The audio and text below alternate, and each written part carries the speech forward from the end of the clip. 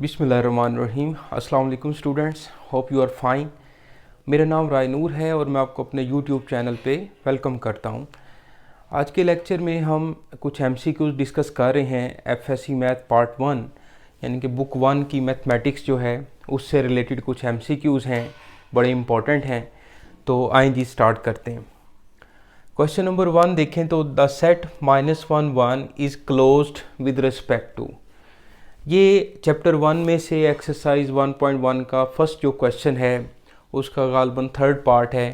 तो इसमें हमने क्लोज्ड बताना है कि क्या ये किस ऑपरेशन से, एडिशन, मल्टीप्लिकेशन, सब्ट्रैक्शन के लिहाज से किस ऑपरेशन से ये क्लोज्ड है। ठीक है, क्लोज्ड मीन के उसमें क्लोजर प्रॉपर्टी लग रही है या नहीं लग रही। ओके, प्रॉपर्टीज़ ऑफ जो हमने रियल नंबर्स पढ़ी हैं। तो इसका आसान तरीका तो ये है कि आप एक टेबल बना लें इस तरह करके, -1 और 1 एडिशन के लिहाज से आप देखें तो -1 में -1 ऐड करो -2, -1 में +1 किया 0, 1 में -1 ऐड किया 0, 1 + 1 करें तो 2। तो देखें 2 इसमें नहीं है, -2 भी इसमें नहीं है, 0 भी इसमें नहीं है, तो ये एडिशन के लिहाज से तो क्लोज्ड नहीं है। अच्छा, अब आप मल्टीप्लिकेशन के लिहाज से देखें, इस तरह से मल्टीप्लिकेशन के लिहाज से देखें तो -1 को -1 से मल्टीप्लाई करो +1, -1 को 1 से मल्टीप्लाई किया -1, फिर 1 इंटू -1, फिर 1 इंटू 1 1। तो देखें ये जो चारों एलिमेंट्स हैं वो उस सेट में हैं। तो ये विद रिस्पेक्ट टू मल्टीप्लिकेशन जो है ये क्लोज्ड है। Okay, with respect to multiplication जो है ये क्लोज्ड है, क्लोजर प्रॉपर्टी इसमें लग रही है।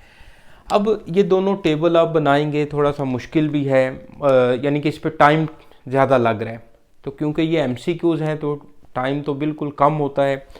तो आपने क्या करना है कि एडिशन के लिहाज से ना आपने एलिमेंट को रिपीट कर लेना है। या जैसे 1 + 1 करें 2, 2 इसमें नहीं है तो आप फ़ौरन बाकी चेक करने की ज़रूरत ही नहीं है कि ये एडिशन के लिहाज से क्लोज नहीं है। फिर मल्टीप्लिकेशन में देखें तो 1 इंटू 1 1 होता है, 1 इंटू -1 -1 होता है। तो मल्टीप्लिकेशन में हर एलिमेंट को अपने आप के साथ और दूसरे एलिमेंट के साथ आप मल्टीप्लाई करके देखें तो आंसर उसी सेट में है, तो फिर वो मल्टीप्लिकेशन के लिहाज से क्लोज्ड है। तो इस तरह आप जल्दी से चेक कर सकते हैं। तो मल्टीप्लिकेशन के लिहाज से ये क्लोज्ड है। सब्ट्रैक्शन में आप देख लें कि 1 - 1 0 है, 0 इसमें नहीं है, तो माइनस सब्ट्रैक्शन के लिहाज से जो है ये क्लोज्ड नहीं है। तो इस तरह आप जल्दी से एमसीक्यू सॉल्व कर सकते हैं। प्रॉपर मेथड इसका ये है, अगर इस तरह से आप करना चाहें ऐसे कर लें। क्वेश्चन नंबर 2 पर आएँ तो in which quadrant 1 + 1 over iota lies. अब देखें तो आपको जो है ना कम्प्लेक्स नंबर जो आयोटा है, आयोटा की जो डिफरेंट उसकी फॉर्म्स हैं या इंटेग्रल पावर्स ऑफ आयोटा जो हैं वो कुछ आपको याद होनी चाहिए।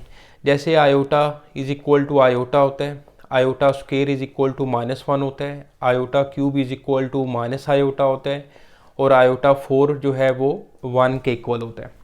इसी तरह आयोटा की पावर जो 4n है ये हमेशा +1 के इक्वल होगा, चाहे आयोटा की पावर पॉजिटिव हो नेगेटिव हो, लेकिन हो 4 का मल्टीपल, तो उसका आंसर जो है वो हमेशा +1 आएगा। ये कुछ चीज़ें याद रखें आयोटा के लिए। फिर आयोटा इज इक्वल टू 1 है तो 1 over iota is equal to minus iota होता है बेसिकली। ओके, ये कैसे आया 1 ओवर आयोटा माइनस आयोटा के इक्वल। 1 ओवर आयोटा को मैं आयोटा से मल्टीप्लाई और डिवाइड करूं तो आयोटा ओवर आयोटा स्क्वायर बनता है, और आयोटा स्क्वायर की वैल्यू -1 होती है तो माइनस आयोटा।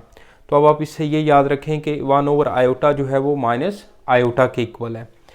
इसी तरह 1 + आयोटा का जो स्क्वायर है वो 2 आयोटा के इक्वल होता है, 1 - आयोटा का जो स्क्वायर है ये -2 आयोटा के इक्वल होता है। तो इस तरह से ये चीज़ें जो है ना वो आपको हेल्प करेंगी एमसीक्यू सॉल्व करते हुए। अब देखें 1 ओवर आयोटा जो है वो माइनस आयोटा के इक्वल है। इसको ऑर्डर पेयर में लिखें तो 1 - 1 है, x पॉजिटिव है y नेगेटिव है, तो कौन सा क्वाड्रेंट होगा? x पॉजिटिव y नेगेटिव कौन सा क्वाड्रेंट है? 4th क्वाड्रेंट है। ओके, क्योंकि फर्स्ट क्वाड्रेंट में x और y दोनों पॉजिटिव होते हैं, पॉजिटिव पॉजिटिव। सेकंड क्वाड्रेंट में जो है वो x नेगेटिव होता है और y पॉजिटिव होता है। थर्ड क्वाड्रेंट में दोनों नेगेटिव होते हैं, फोर्थ क्वाड्रेंट में एक्स जो है वो पॉजिटिव होता है और वाई जो है वो नेगेटिव होता है। तो इस तरह से आप इसको याद रख सकते हैं।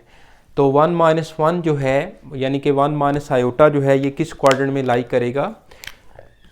डी ऑप्शन है, फोर्थ क्वाड्रेंट में लाई करेगा।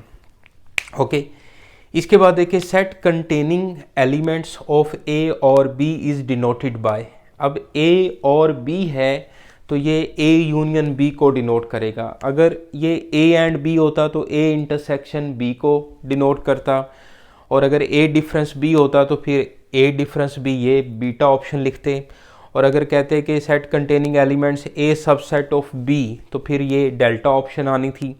यहाँ पर ए और बी है तो ये यूनियन और जो है वो यूनियन को डिनोट करता है, यूनियन वाली सिंबल को डिनोट करता है। तो इसकी चार्ली ऑप्शन जो है ये करेक्ट ऑप्शन है। अब फोर्थ पार्ट पे आए तो क्वेश्चन नंबर 4 पर आए तो conditional Q implies P is called converse of. Q implies P converse of. तो कन्वर्स में क्या होता है कि आपने सिंपल जगह चेंज करनी होती है, जो कंडीशनल दी हो उसकी जगह चेंज करनी होती है। इन्वर्स में आपने निगेशन लेना होता है, ठीक है। और कंट्रा पॉजिटिव में आपने क्या करना है? कन्वर्स लेके इन्वर्स लेना है, कन्वर्स लेके इन्वर्स लेना है। अब जैसे मैं Q इम्प्लाइज P का अगर मैं ये किस का कन्वर्स है, जैसे मैं इसका कन्वर्स लूँ तो ये तो नेगेशन में है, इसी तरह इसका कन्वर्स लूँ ये भी नेगेशन में है, इसका कन्वर्स लें तो P इम्प्लाइज नेगेशन Q, तो नेगेशन तो इसमें नहीं है। अब P इम्प्लाइज Q का अगर मैं नेगेशन कन्वर्स लूँ तो ये बनता है Q इम्प्लाइज P, जो कि उसने दिया हुआ है। तो इसकी करेक्ट ऑप्शन क्या बनेगी? डेल्टा ऑप्शन बनेगी। ओके, तो अब चलते हैं नेक्स्ट क्वेश्चंस पे और मैं ये रेज कर लेता हूँ।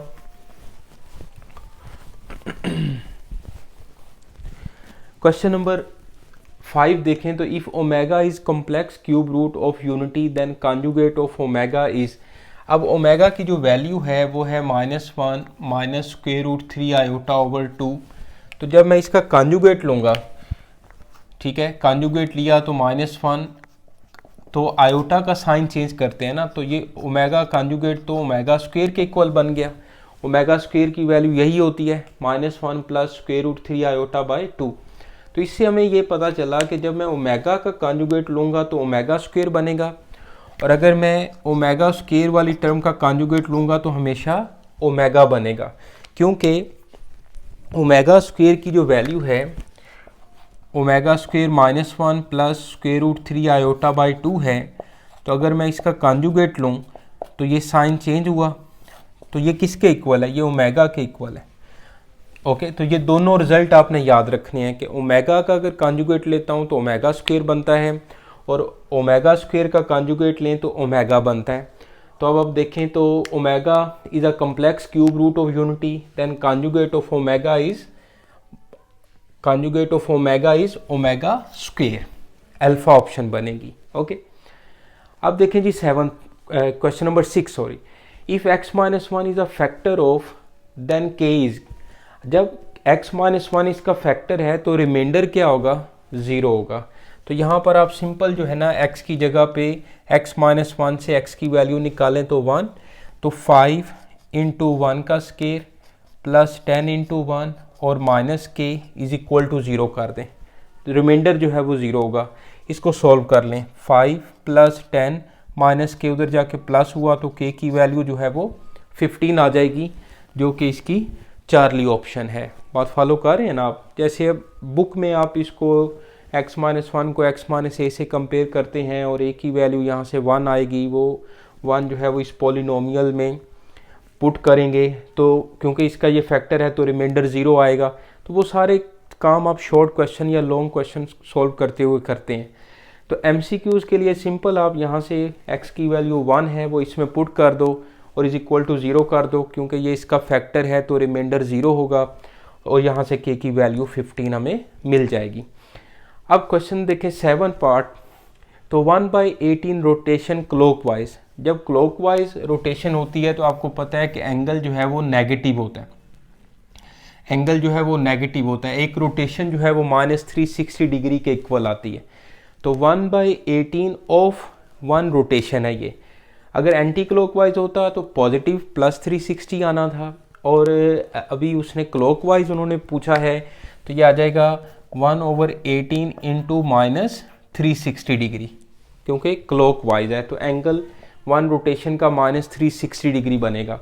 इसको सॉल्व कर लें, 18 1 ज़ार 18, 18 2 ज़ार 36 और 0 यानी कि -20 डिग्री इसका आंसर बनेगा, जो कि अल्फ़ा ऑप्शन बनेगी। ओके, नेक्स्ट क्वेश्चन देखें तो the vertex of angle in standard position is at 0 0। ये बेसिकली चैप्टर 9 में 9.2 से पहले तीन डेफिनेशन है, जिसमें को टर्मिनल एंगल्स आप पढ़ते हैं, angle in the standard position पढ़ते हैं, क्वाड्रेंटल एंगल पढ़ते हैं। तो उसमें angle in the standard position जो है वो उसकी ये बेसिकली डेफिनेशन है, the vertex of angle in standard position is at origin. Origin के जो कोऑर्डिनेट्स हैं वो डेल्टा है 0 0, और उसका जो टर्मिनल उसका जो इनिशियल साइड है वो हमेशा पॉजिटिव एक्स एक्सिस पे होती है। ओके, और उसका जो वर्टेक्स है वो ओरिजिन पे होता है 0 0 पे। The vertex of angle in standard position is at 0 0। Okay, तो इस तरह से ये 8 क्वेश्चन जो है वो आपके साथ मैंने शेयर किए। इसको आप अच्छे से देखें, कोई प्रॉब्लम हो तो लाजमी पूछिएगा। वीडियो अच्छी लगे तो इसको अपने दोस्तों के साथ शेयर करें। उम्मीद है कि आपको फ़ायदा होगा, और नेक्स्ट वीडियो तक के लिए रायनूर को इजाज़त दें। अपना ख्याल रखें। अल्लाह हाफिज़।